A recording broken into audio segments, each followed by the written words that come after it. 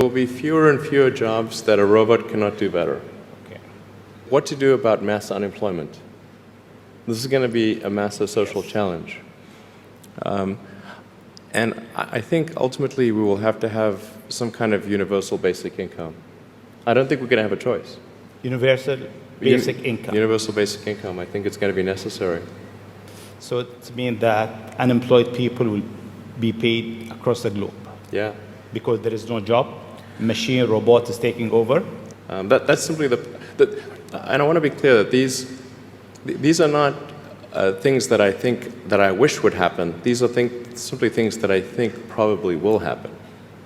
And if my assessment is correct and they probably will happen, then we need to say, what are we going to do about it? And I think some kind of a universal basic income is going to be necessary. Now, the output of goods and services will be extremely high. So with automation, there will come abundance.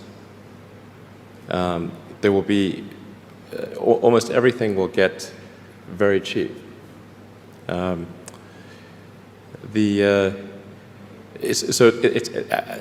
think I think we'll just end up doing a universal basic income. It's going to be necessary.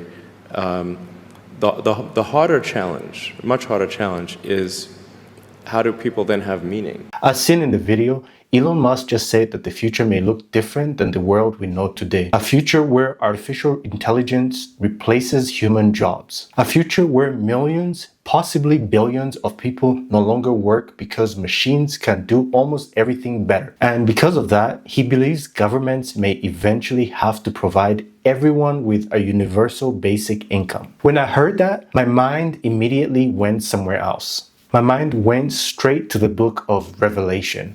Because if you think about it, the Bible described a future economic system nearly 2,000 years ago that until recently seemed almost impossible. But today, it doesn't seem impossible anymore. And by the end of this video, I'll show you why I believe universal basic income could be preparing the world for the system the Bible describes as the mark of the beast. The world is changing. Every industrial revolution changed the way people worked. But AI isn't replacing just one profession.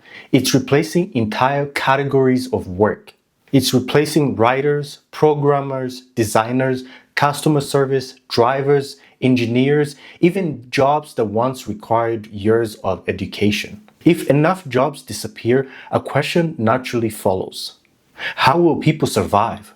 That's where universal basic income enters the conversation. Instead of earning wages through work, everyone receives money simply for existing.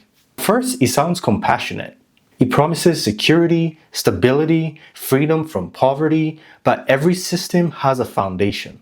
And one question becomes unavoidable.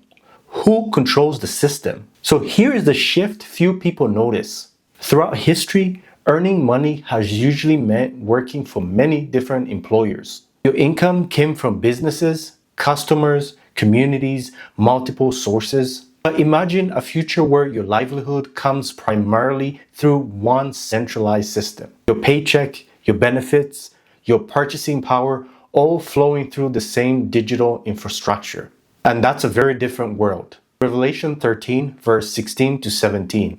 It, meaning the beast, also forced all people, great, small, and rich and poor, free and slave, to receive a mark on their right hands or on their foreheads, so that they could not buy or sell unless they had the mark, which is the name of the beast, or the number of its name, which we know is 666. So basically, John wrote a day would come when buying and selling would be connected to participation in a specific system. For centuries, people wondered how something like that could ever happen across all nations. Today, digital payments, digital identities, biometric verification, AI, cashless transactions, instant account freezes, these technology don't fulfill prophecy by themselves. They demonstrate that the kind of economic control Revelation describes is technically possible in ways previous generation could hardly ever imagine. Most major changes don't begin with force. They begin with convenience. Faster, easier, more secure, more efficient. That's how smartphones spread. That's how digital payments spread. That's how almost every technology becomes normal. People rarely trade freedom overnight. They trade small pieces of it for convenience over time. Dependence changes everything. Imagine an entire generation whose food, housing, healthcare, and income all depend on access to one digital system. The ability to buy, the ability to sell, the ability to survive certainly becomes connected to remaining inside that system. So when dependence increases, control becomes much easier. Jesus warned us. Jesus told his disciples to stay awake, to watch, to discern the times.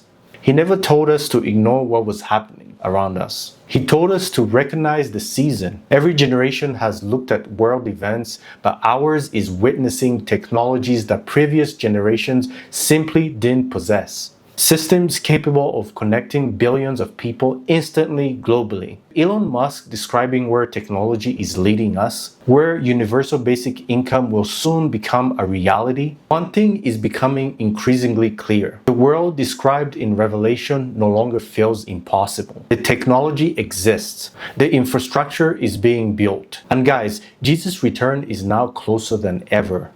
I want to leave you with this. Our hope as Christians has never been in governments, never been in technology, nor economic systems. Our hope is in Christ, Christ alone. And if the stage is truly being set, which I believe it really is being set, there has never been a more important time to know him. And if you haven't surrendered your life to Jesus, now is the time to do so. And if you believe in Jesus, please share with others who are lost and don't know him, especially starting with those around you. Your family, your friends, your coworkers, and everyone God has placed around you. If you enjoyed this video, please consider subscribing below for more topics and conversations through biblical lens. Thank you for watching this video, and I'll see you in the next video.